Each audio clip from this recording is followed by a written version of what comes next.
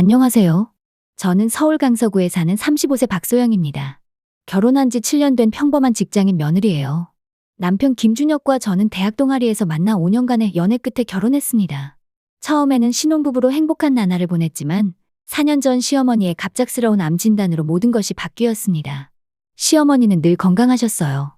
아침마다 등산을 다니시고 요가 교실에도 열심히 다니셨죠. 그런 분이 어느 날 갑자기 복통을 호소하시다가 병원에 가서 검사를 받은 결과 말기 췌장암 판정을 받으셨습니다. 의사는 6개월을 넘기기 어려울 거라고 했지만 시어머니는 1년 넘게 투병하셨어요. 항암 치료의 고통 속에서도 늘 웃음을 잃지 않으셨던 시어머니가 저는 정말 존경스러웠습니다. 소영아, 내가 있어서 얼마나 다행인지 몰라. 우리 준혁이 잘 부탁해. 시어머니가 돌아가시기 전 마지막으로 제게 하신 말씀이었어요. 그 말을 들은 순간 목이 메어 대답도 제대로 못했던 기억이 납니다. 시어머니는 저를 친딸처럼 아껴주셨고 저 역시 시어머니를 친어머니처럼 생각했거든요. 시어머니가 돌아가신 후 시아버지는 큰 충격에 빠지셨습니다. 40년 넘게 함께 한 반려자를 잃은 슬픔은 상상을 초월했을 거예요. 시아버지는 매일 술만 드시고 식사도 제대로 하지 않으셨습니다. 밤이면 시어머니 사진을 보며 혼잣말로 대화하는 모습을 보면 가슴이 너무 아팠어요. 남편과 저는 결국 시아버지를 모시고 살기로 결정했습니다. 함께 살면서 시아버지의 식사와 건강을 챙기는 것이 시어머니의 마지막 부탁을 지키는 길이라고 생각했거든요. 아버님, 이제 저희와 함께 사실래요? 어머님도 그러시길 원하셨을 거예요. 처음에 시아버지는 거절하셨지만 결국 저희의 진심을 받아들이셨습니다. 시아버지의 건강은 날이 갈수록 악화되었어요. 혈압이 치솟고 당뇨 수치도 위험할 정도로 높아졌습니다. 매일 밤 시어머니 꿈을 꾸신다며 잠도 제대로 못 주무셨어요. 저는 직장 생활을 하면서도 시아버지를 위해 건강식을 준비하고 매일 약을 챙겨드렸습니다. 남편도 퇴근 후에는 아버지와 산책을 하며 대화를 나누려 노력했죠. 처음에는 말씀도 없으시고 대화를 거부하셨지만 시간이 지나면서 조금씩 마음을 열어주셨습니다. 2년이 지나자 시아버지의 건강도 조금씩 회복되기 시작했어요. 술도 끊으시고 가끔 이웃 노인정에도 나가 바둑을 두곤 하셨죠. 남편과 저는 시아버지가 일상으로 돌아오시는 것 같아 안도했습니다. 소영아, 고맙다. 내가 없었으면 나 여기까지 버티지 못했을 거야. 어느 날 갑자기 시아버지께서 그런 말씀을 하셨을 때 저는 뭉클한 감정에 눈물이 차올랐습니다. 시아버지도 이제 조금씩 시어머니의 부재를 받아들이고 계시는 것 같았어요. 시어머니가 돌아가신 지 3년이 되던 날, 저희 가족은 시어머니의 기일을 맞아 함께 차례를 지냈습니다. 시아버지는 평소보다 더 정갈하게 옷을 차려입으시고 시어머니가 좋아하셨던 음식들을 직접 준비하셨어요. 남편과 저는 시아버지가 이렇게 적극적으로 기일 준비에 참여하시는 모습에 서로 눈빛을 교환했습니다. 어머니, 저희 잘 지내고 있어요. 걱정 마세요. 남편이 시어머니 영정 앞에서 그렇게 말하는 순간 시아버지의 눈에서 눈물이 흘렀습니다. 그렇게 조용하고 숙연한 분위기 속에서 기일 차례를 마쳤어요. 식사를 준비하는 동안 시아버지는 유난히 말씀이 많으셨습니다. 평소에는 조용하신 편인데 이날은 시어머니와의 추억을 이야기하며 웃기도 하셨죠. 저는 시아버지가 드디어 슬픔을 딛고 일어서고 계시다는 느낌에 기뻤습니다. 하지만 그날 저녁 식사 자리에서 예상치 못한 일이 벌어졌어요. 시아버지께서 갑자기 목소리를 가다듬으시며 저희에게 말씀하셨습니다. 얘들아, 할 말이 있다. 시아버지의 진지한 목소리에 식탁 분위기가 갑자기 무거워졌습니다. 남편과 저는 서로를 바라보며 의아한 표정을 지었어요. 나 재혼하려고 한다. 다음 주에 상견례 있으니 참석해라. 그 말을 듣는 순간 식탁이 쥐 죽은 듯 조용해졌습니다. 숟가락을 들던 남편의 손이 공중에서 멈췄고 저는 놀라움의 말을 잇지 못했습니다.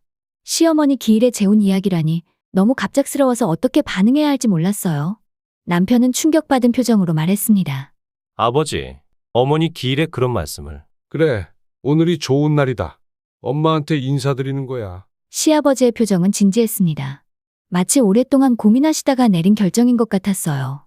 하지만 그 타이밍은 저희에게 큰 충격을 주었습니다. 누구신데요? 어떻게 만나신 분이세요? 제가 조심스럽게 물었습니다. 교회 권사님 소개로 만났어. 나이는 62세고 남편을 일찍 여의고 혼자 살고 계신 분이야. 이름은 윤미자고 참 좋은 분이시다. 시아버지의 눈빛이 갑자기 소년처럼 반짝였습니다. 저는 그 순간 복잡한 감정이 들었어요. 한편으로는 시아버지가 새로운 삶을 시작하시는 것이 기뻤지만 다른 한편으로는 시어머니에 대한 미안함과 걱정이 교차했습니다. 남편은 한동안 말을 잇지 못했습니다. 그의 표정에는 혼란과 당혹감이 가득했어요. 아마도 아버지의 재혼이 어머니에 대한 배신처럼 느껴졌을지도 모릅니다. 아버지, 갑자기 너무 놀라서. 조금 시간이 필요할 것 같아요. 남편이 겨우 입을 열었습니다. 알았다. 하지만 내 마음은 확고하다. 다음 주 토요일 오후 2시 강남더 가든 레스토랑이다. 꼭 와라. 시아버지는 더 이상의 대화를 원치 않는다는 듯이 식사를 마치고 방으로 들어가셨습니다. 남편과 저는 한동안 말없이 앉아 있었어요.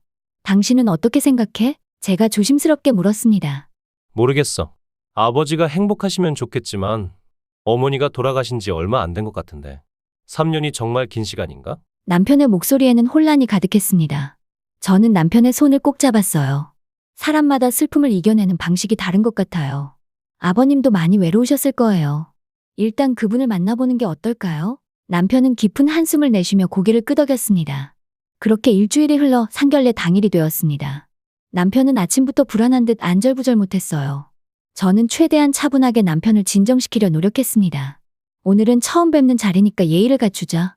아버님의 선택을 존중해주자. 레스토랑에 도착했을 때 시아버지는 이미 와 계셨습니다. 오랜만에 정장을 차려입으신 모습이 어색하면서도 품이 있어 보이셨어요. 그리고 그 옆에는 우아한 분위기의 여성이 앉아 있었습니다. 얘들아, 이리 와봐. 이분이 윤미자 여사님이시다. 시아버지가 우리를 소개했습니다. 윤 여사는 단정한 흰색 블라우스에 네이비 스커트를 입고 있었어요. 60대라고 하기엔 상당히 젊어 보였고 미소가 우아했습니다. 안녕하세요. 준혁 씨, 소영 씨. 만나서 반갑습니다. 좋은 아들 며느리를 두셨네요. 윤 여사의 목소리는 부드러웠습니다. 첫인상은 나쁘지 않았어요. 하지만 저는 왠지 모를 불편함을 느꼈습니다. 그녀의 미소가 눈까지 닿지 않는 느낌이었거든요. 식사를 하면서 윤 여사에 대해 알게 되었습니다. 그녀는 남편을 12년 전에 여의고 슬아의 딸 아나가 있지만 미국에서 살고 있다고 했어요. 과거에는 인테리어 사업을 했었고 지금은 편안한 노후를 즐기고 있다고 했습니다. 김 선생님을 만나고 제 인생이 달라졌어요. 이 나이에 이런 감정을 느낄 수 있다는 게 신기해요. 윤 여사는 시아버지를 바라보며 미소 지었습니다. 시아버지도 수줍은 미소를 지으셨어요. 그 모습을 보는 남편의 표정이 복잡해 보였습니다. 식사가 거의 끝나갈 무렵 윤 여사가 갑자기 목소리를 낮추며 말했습니다. 서로 어른으로서 인연을 맺는 거지만 재산 문제는 확실히 해야죠. 우리 둘이 함께 살 집은 따로 마련하고 기존 재산은 전처 자식들 몫으로 남기는 게 좋겠어요. 그 말을 듣는 순간 저는 윤 여사에 대한 인상이 조금 바뀌었습니다. 처음부터 재산 문제를 언급하는 것이 불편하게 느껴졌지만 한편으로는 명확하게 선을 긋는 것이 성숙한 태도라는 생각도 들었어요. 시아버지가 흔쾌히 동의하셨습니다. 그럼 내 통장은 지금 바로 아들 며느리에게 넘기마. 윤 여사는 잠시 당황한 듯했지만 곧 고개를 끄덕였습니다. 그렇게 하시죠. 서로 깔끔하게 정리하는 게 좋을 것 같아요. 상견례를 마치고 집으로 돌아오는 길, 남편은 생각에 잠긴 듯했습니다. 어떻게 생각해? 윤 여사님에 대해서? 제가 물었습니다. 글쎄, 첫인상은 나쁘지 않았어. 하지만 뭔가 조금 불편한 느낌이 들었어. 나도 그랬어. 하지만 아버님이 행복해 보이시니 우리가 뭐라고 할 수는 없을 것 같아. 그날 밤, 저는 시어머니 사진을 바라보며 마음속으로 대화를 나누었습니다. 어머님, 아버님이 새로운 출발을 하려고 하세요. 어머님은 어떻게 생각하실까요? 저희가 어떻게 하는 게 좋을까요? 물론 대답은 들리지 않았지만 시어머니라면 시아버지의 행복을 바라실 거라는 생각이 들었습니다. 하지만 마음 한구석에는 윤 여사에 대한 의문이 남아 있었어요. 상견례 이후 시아버지와 윤 여사의 결혼 준비는 빠르게 진행되었습니다. 시아버지께서는 약속대로 재산 정리를 하셨고 통장과 주요 부동산 서류를 남편에게 넘기셨어요.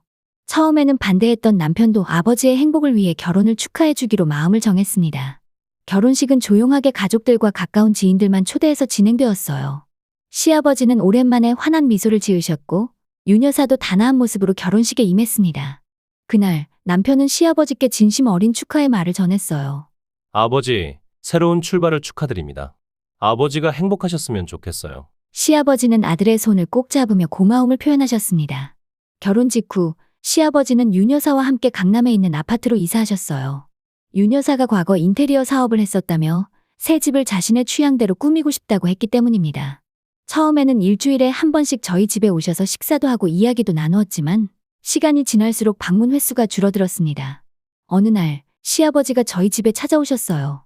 평소와 달리 혼자 오셨고 표정이 어딘가 불안해 보였습니다. 아들아, 미안하다. 아버지 비상금 좀 빌려줄 수 있니? 남편은 놀란 표정으로 물었습니다. 비상금이요? 그때 다 넘기신다고 하셨잖아요. 그게 새 신부가 신혼여행 하와이로 가자는데 시아버지의 말에 남편과 저는 서로 눈빛을 교환했습니다. 시아버지는 이미 재산을 정리하신 상태였고 윤 여사도 그것을 알고 있었을 텐데요. 아버지, 얼마나 필요하신데요? 5천만 원 정도. 그 금액을 들었을 때 저는 숨이 막히는 것 같았습니다. 신혼여행에 5천만 원이라니 너무 과도한 금액이었어요. 하지만 남편은 한숨을 내쉬며 통장을 내밀었습니다. 아버지, 평생 혼자 계실까봐 걱정했는데 좋은 인연 만나셔서 다행이에요. 행복하게 다녀오세요. 시아버지는 고맙다는 말을 여러 번 하시며 자리를 떠나셨습니다. 문이 닫히자마자 저는 남편에게 말했어요. 조금 이상하지 않아? 하와이 신혼여행에 5천만 원이라니. 나도 그렇게 생각해. 하지만 아버지가 행복해 하시니까. 그렇게 시아버지 부부는 하와이로 신혼여행을 떠났고 2주 후에 돌아오셨습니다. 윤 여사는 SNS에 호화로운 리조트와 레스토랑에서 찍은 사진들을 올렸고 그것을 본 남편의 표정이 어두워졌어요. 우리 결혼할 때는 제주도도 제대로 못 갔는데. 남편의 목소리에는 서운함이 묻어 있었습니다. 저도 그 심정을 이해했어요. 우리는 신혼여행으로 제주도 3박 4일 일정을 계획했지만 당시 태풍으로 인해 하루 연기되었고 결국 2박 3일로 줄여서 다녀왔거든요. 신혼여행을 다녀온 후 시아버지와 윤 여사는 더욱 저희를 멀리하는 것 같았습니다. 전화도 잘 받지 않으시고 식사 초대도 계속 거절하셨어요. 한 달에 한 번 정도 만나는 것이 전부였습니다. 윤 여사는 만날 때마다 명품 가방과 주얼리로 화려하게 치장을 하고 나타났어요. 처음에는 평소 즐겨 사용하던 물건들이라고 생각했지만 매번 다른 디자이너 브랜드의 가방과 액세서리를 착용하는 것을 보고 저는 의아함을 느꼈습니다. 그러던 어느 날 이웃 김 여사님이 저희 집에 찾아오셨어요. 김 여사님은 시아버지와 같은 아파트 단지에 사시는 분이었습니다. 소영 씨, 준혁 씨, 시아버님 잘 지내시니? 네, 잘 지내세요. 요즘은 자주 뵙진 못하지만 그래. 내가 지난주에 백화점에서 봤는데 부인분이랑 명품 매장에서 쇼핑하시더라고. 고가의 시계를 사시는 것 같았어. 김 여사님의 말에 저는 눈을 크게 떴습니다. 시아버지는 평생 검소하게 사신 분이었어요. 명품 시계를 구매한다는 것은 상상하기 어려웠습니다. 혹시 잘못 보신 건 아닐까요? 아니야, 분명히 김 선생님이셨어. 부인분이 계속 권하는 것 같았고 김 선생님은 망설이시는 것 같았는데 결국 사셨더라고. 김 여사님이 가신 후 남편과 저는 심각한 대화를 나눴습니다. 뭔가 이상해. 아버지가 갑자기 변하신 것 같아. 나도 그렇게 생각해. 윤 여사님이 아버님을 이상하게 변화시키고 있는 것 같아. 다음 날 저는 용기를 내어 시아버지께 전화를 드렸습니다. 여러 번 시도 끝에 겨우 통화가 되었어요. 아버님, 요즘 잘 지내세요? 저희 집에 식사하러 오시면 어떨까요? 미안하다, 소영아. 요즘 미자가 친구들과의 모임이 많아서. 다음에 가마. 시아버지의 목소리는 어딘가 지쳐 보였습니다. 저는 조심스럽게 물어봤어요. 아버님, 혹시 돈 때문에 걱정되는 일 있으세요? 저희가 도울 수 있어요. 잠시 침묵이 흐른 후 시아버지께서 낮은 목소리로 대답하셨습니다. 아니다, 걱정하지 마라. 다 괜찮아. 나중에 보자. 전화를 끊고 나서 저는 더 불안해졌습니다. 시아버지의 목소리에서 무언가 숨기고 계신 것 같은 느낌을 받았거든요. 그날 저녁 남편에게 제 걱정을 이야기했습니다. 당신 아버님한테 직접 찾아가 봐야 하지 않을까? 뭔가 이상해. 남편은 고개를 끄덕였습니다. 내일 퇴근하고 바로 아버지 댁에 가볼게. 다음 날 남편은 퇴근 후 시아버지의 집을 방문했습니다. 하지만 집에는 아무도 없었고 이웃 주민의 말로는 며칠 전부터 보이지 않았다고 했어요. 불안감이 점점 커지기 시작했습니다. 며칠 후 저희는 가까운 경찰서에 실종 신고를 할까 고민하고 있었습니다. 그때 갑자기 시아버지에게서 전화가 왔어요. 준혁아, 시아버지의 목소리는 떨리고 있었습니다. 아버지, 어디 계세요? 저희가 얼마나 걱정했는지 아세요? 미안하다. 좀 복잡한 일이 있어서 내일 집에 가겠다. 너희 집에. 다음 날 오전 시아버지가 저희 집에 오셨습니다.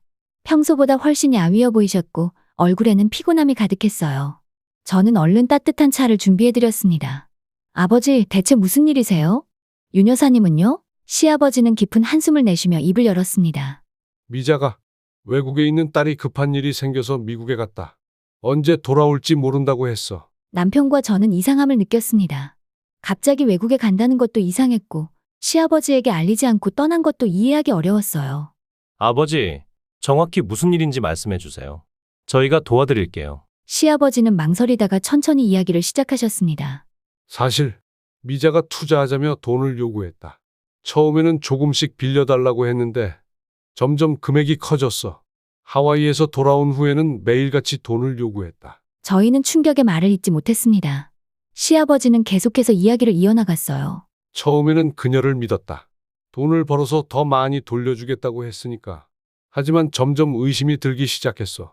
그래서 지난주에 거절했더니 갑자기 짐을 싸서 미국에 간다고 했다. 아버지, 얼마나 주셨어요? 남편이 조심스럽게 물었습니다.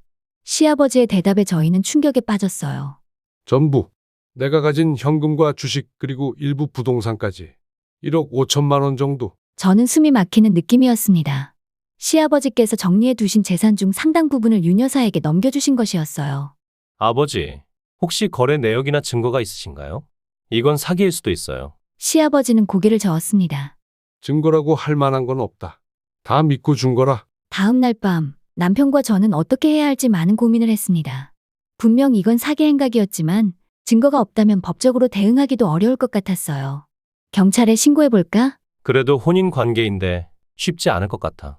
게다가 아버지가 자발적으로 돈을 주셨으니. 이렇게 고민하고 있을 때 갑자기 초인종이 울렸습니다. 시계를 보니 밤 11시가 넘은 시간이었어요. 조심스럽게 문을 열자 시아버지가 창백한 얼굴로 서 계셨습니다. 아버지, 무슨 일이세요? 얘들아, 큰일 났다. 나 사기 당했어. 그 여자 결혼 2달 만에 내가 준 통장이며 재산 다 비우고 사라졌어. 시아버지는 쓰러지듯 소파에 앉으셨습니다. 손에는 한 장의 종이를 들고 계셨어요. 그것은 윤 여사가 남긴 편지였습니다. 김 선생님께 미안합니다. 저는 더 이상 당신과 함께할 수 없습니다. 새로운 삶을 찾아 떠납니다. 연락하지 마세요. 미자. 차가운 내용의 짧은 편지였습니다. 저는 시아버지를 안아드렸고 남편은 물을 가져와 드렸어요. 아버지, 자세히 말씀해 주세요. 무슨 일이 있었던 거예요? 시아버지는 떨리는 목소리로 이야기를 시작하셨습니다. 오늘 아침 미자가 딸이 있는 미국으로 급히 가야 한다고 했다. 딸이 교통사고를 당했다면서. 나도 같이 가겠다고 했는데 비자 문제로 안 된다고 했어. 그래서 내가 가지고 있던 마지막 현금 3천만 원을 줬다. 시아버지의 눈에서 눈물이 흘렀습니다. 그런데 저녁에 집에 돌아와 보니 그녀의 물건들이 모두 사라지고 이 편지만 남아 있었어. 몇 번이나 전화했지만 받지 않았고 결국 문자로 이제 끝이다라는 답변만 왔다. 남편의 얼굴이 분노로 일그러졌습니다. 아버지 전 재산이 날아갔어. 미안하다. 정말 미안해. 시아버지를 꼭 안아드렸어요. 괜찮아요, 아버지. 우리가 있잖아요. 함께 다시 시작해요. 그날 밤 시아버지는 저희 집에서 주무셨고 다음 날 아침 일찍 저희는 경찰서로 향했습니다. 사기 사건으로 신고를 하기 위해서였어요. 하지만 예상했던 대로 경찰은 그리 희망적인 답변을 주지 않았습니다.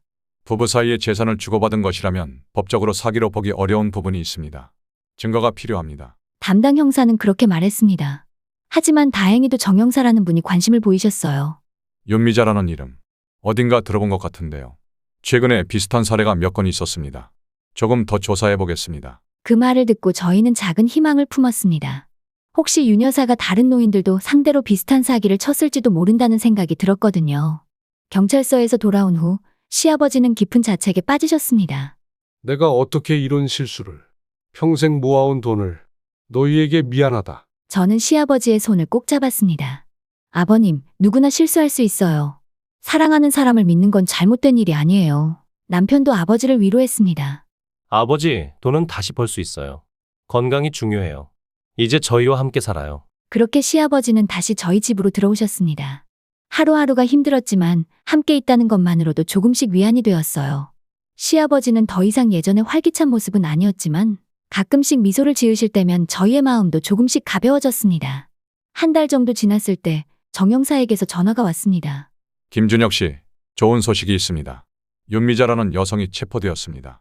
인천공항에서 출국하려다 붙잡혔어요. 그 말을 듣는 순간 저희 가족은 놀라움과 기쁨으로 눈물을 흘렸습니다. 윤 여사, 아니 사기꾼이 체포되었다는 사실만으로도 큰 위안이 되었어요. 실은 윤미자라는 이름도 가짜였습니다. 그녀의 실제 이름은 장미숙이고 지난 5년간 비슷한 수법으로 여러 명의 노인들을 속여왔어요. 다른 피해자들의 신고로 수사가 진행 중이었습니다. 정 형사의 설명에 따르면 장미숙은 전국을 돌아다니며 홀로 된 부유한 노인들을 노리는 전문 사기꾼이었습니다. 교회나 노인정 같은 곳에서 접근해 신뢰를 쌓은 후 결혼을 통해 재산을 갈취하는 수법이었어요. 김준혁 씨 아버님의 경우는 그녀의 5번째 피해자입니다. 하지만 다행히도 대부분의 재산을 회수할 수 있을 것 같습니다. 그녀가 도주하기 전에 압류했거든요. 그 소식을 들은 시아버지의 눈에는 눈물이 고였습니다. 돈을 되찾을 수 있다는 것보다 자신만 속은 것이 아니라는 사실이 더 큰 위안이 된 것 같았어요. 경찰서에서 조사를 마치고 돌아오는 길, 시아버지는 오랜만에 밝은 표정을 지으셨습니다. 고맙다, 얘들아. 너희가 없었다면 난 정말 무너졌을 거야. 남편은 아버지의 어깨를 감싸 안았습니다. 아버지, 우리는 가족이잖아요. 힘든 일이 있을 때 서로 의지하는 게 당연한 거예요. 집에 도착해서 시아버지는 주머니에서 봉투를 꺼내셨습니다. 제가 물었어요. 아버님, 그게 뭐예요? 시아버지는 조금 수줍은 표정으로 봉투를 내밀었습니다. 이건 내가 몰래 남겨둔 거다.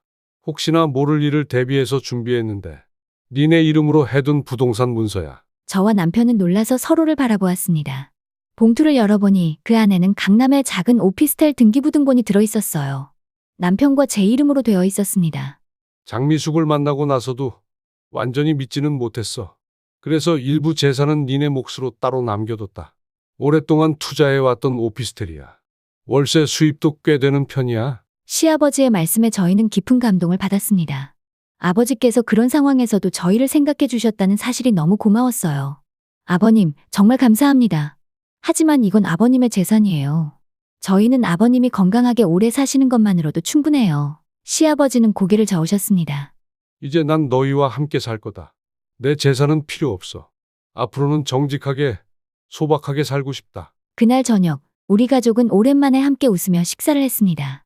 시아버지가 옛날 이야기를 들려주셨고, 남편은 재미있는 회사 에피소드를 나누었어요. 마치 예전처럼 시어머니가 계실 때처럼 따뜻한 시간이었습니다. 잠들기 전 시어머니 사진 앞에서 저는 마음속으로 이야기했습니다. 어머님, 많이 힘들었지만 이제 다 괜찮아요. 아버님과 저희가 함께 잘 지내고 있으니 걱정 마세요. 어머님이 보고 계시죠? 사기 사건 이후 6개월이 지났습니다. 시아버지는 처음에는 많이 위축되셨지만 점차 회복되어 가셨어요. 저희 집에서 함께 생활하면서 가족의 소중함을 다시금 느끼는 시간이었습니다. 장미숙은 특수사기죄로 구속되었고 재판 결과 5년형을 선고받았습니다. 다행히도 시아버지의 재산 중 상당 부분이 회수되었어요.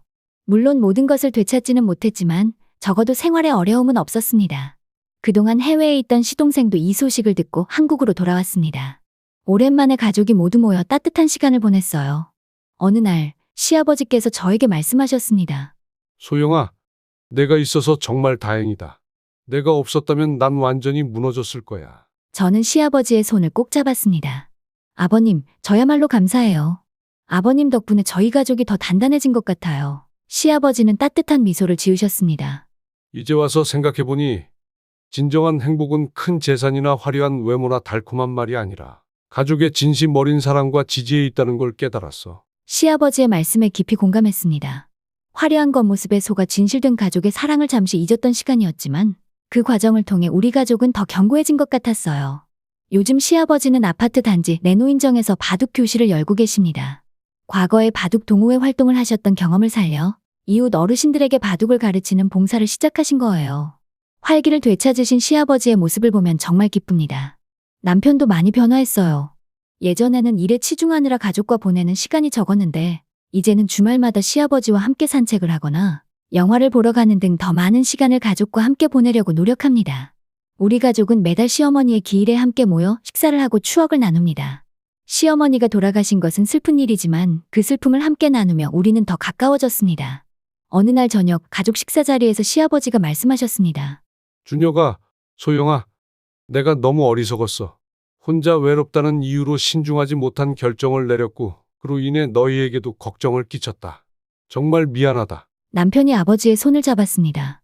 아버지, 사랑을 찾으려 하신 건 잘못된 게 아니에요. 다만 그 사람이 진실하지 않았을 뿐이죠. 이제 그런 생각 마시고 저희와 함께 행복하게 지내요. 시아버지의 눈에서 눈물이 흘렀습니다. 고맙다. 이제야 진정한 행복이 뭔지 알 것 같다. 물질적인 것이 아니라 함께하는 시간과 서로에 대한 믿음이 중요한 거였구나. 그 말씀을 들으며 저도 눈물이 났습니다. 우리 가족이 겪은 어려움은 분명 힘든 시간이었지만 그 과정을 통해 우리는 서로의 소중함을 더 깊이 깨닫게 되었으니까요. 지금 생각해보면 그 사건은 우리 가족에게 큰 교훈을 남겼습니다. 물질적인 것은 잃을 수 있지만 진정한 가족의 사랑과 지지는 어떤 어려움 속에서도 우리를 지탱해주는 힘이 된다는 것을요. 시아버지는 요즘 동네 복지관에서 노인 사기 피해 예방 강의도 하십니다. 자신의 경험을 통해 다른 어르신들이 비슷한 피해를 당하지 않도록 도와주고 싶다고 하셨어요. 처음에는 자신의 경험을 공개적으로 이야기하는 것이 부끄러우셨지만 누군가에게 도움이 된다면 그만한 가치가 있다고 생각하신다고 합니다. 내 실수가 다른 사람들에게 교훈이 된다면 그것도 의미 있는 일이지 않겠니? 시아버지의 그런 모습을 보면서 저는 깊은 존경심을 느끼게 됩니다. 큰 상처를 받으셨음에도 불구하고 그것을 바탕으로 다른 사람들을 돕고자 하는 마음이 정말 대단하신 것 같아요. 이제는 집에 시어머니의 사진과 함께 시아버지의 웃는 모습을 담은 가족 사진도 함께 걸려 있습니다. 어려운 시간을 이겨내고 지금 함께하는 순간들이 더욱 소중하게 느껴지기 때문이에요. 우리 가족은 이제 매주 일요일마다 함께 시장에 가서 장을 보고 같이 요리를 하는 시간을 갖습니다. 시아버지께서 젊었을 때 요리를 좋아하셨다는 사실을 최근에 알게 되었거든요. 함께 부엌에서 요리를 하며 나누는 대화와 웃음이 우리 가족에게는 큰 행복입니다. 소영아, 이렇게 함께 있으니 정말 좋구나. 내가 진작 너희와 함께 살 걸 그랬어. 시아버지의 그 말씀에서 진심을 느낄 수 있었습니다. 오늘 박소영님의 가족 이야기. 시어머니 기일의 시아버지의 갑작스러운 재혼 선언부터 황혼 사기 피해까지 한 가족이 겪은 어려움과 회복의 여정이었습니다. 가족의 의미는 무엇일까요? 혈연으로 맺어진 관계를 넘어 함께 어려움을 이겨내고 서로를 위해 지지하는 사람들이 아닐까요? 마치 시아버지께서 깨닫게 된 것처럼 말이죠. 진짜 재산은 돈이 아니라 가족이라는 시아버지의 말씀이 오늘 사연의 핵심이 아닌가 싶습니다. 특히 황혼기 부모님들의 외로움에 더 많은 관심을 가져야 할 필요가 있습니다. 시아버지처럼 소중한 반려자를 잃고 외로움에 빠진 어르신들이 사기범의 표적이 되는 경우가 너무 많습니다. 평소에 더 자주 연락하고 함께하는 시간을 만들어 보세요. 그것이 바로 부모님을 지키는 가장 좋은 방법입니다. 박소영님의 가족처럼 때로는 어려운 시간을 겪은 후에 오히려 더 단단해지는 관계가 있습니다. 상처를 통해 배우고 그 경험을 나누며 다른 이들을 돕는 시아버지의 모습에서 진정한 성숙함을 볼 수 있었습니다. 여러분의 가족은 어떠신가요? 혹시 비슷한 경험이 있으시거나 가족 간의 소통과 신뢰를 회복하는 방법에 대한 조언이 있으시다면 댓글로 나눠주세요. 여러분의 이야기가 누군가에게 큰 위로와 힘이 될 수 있습니다. 다음 시간에도 감동적인 가족 이야기로 찾아뵙겠습니다. 구독과 좋아요, 알림 설정 부탁드립니다. 오늘도 행복한 하루 보내세요. 감사합니다.